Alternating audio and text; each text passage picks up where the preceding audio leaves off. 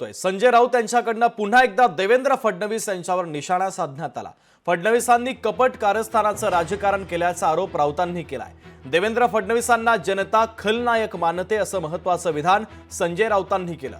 फडणवीसांनी राज्याच्या राजकारणाला कलंकित केल्याचा आरोपही राऊतांनी केला। फडणवीस हे पावसाळ्यात उगवणारी छत्री असल्याचं म्हणत राऊतांनी टोलेबाजी देखील केलेली आहे। राजस्थान, मध्य प्रदेश वगैरे अनेक भागामध्ये मुख्यमंत्री नेमले गेले, कोणाला माहीत नाही। तसंच त्या काळामध्ये देवेंद्र फडणवीस यांना मुख्यमंत्रीपदी अनेक अनुभवी नेत्यांना डावलून केल्यामुळे देवेंद्र फडणवीस महाराष्ट्राला माहीत झाले।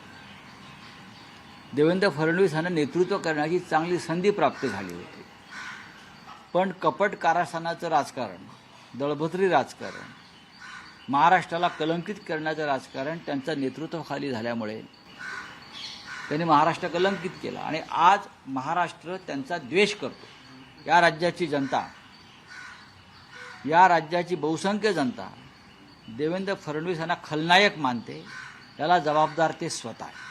महाराष्ट्रात जरा हा संरक्षण बिगर संरक्षण अगर फिरला ना तर ह्याला कळेल की देवेंद्रजींचे चाहते किती आहेत आणि देवेंद्रजींचे चाहते ह्याला काय करू शकतात।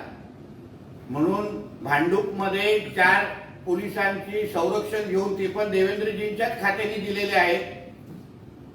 गृह खात्याने दिलेल्या संरक्षण घेऊन जास्त थोबाड उघडू नकोस आणि तुला एवढं देवेंद्रजींची लोकप्रियता समजून घ्यायची असेल ना, जरा महाराष्ट्राच्या कानकोपऱ्यात फिर संरक्षण न घेता, मग तुला कळेल देवेंद्रजींची लोकप्रियता किती आहे। लोकशाही मराठी ऐका, पहा, जागरूक रहा।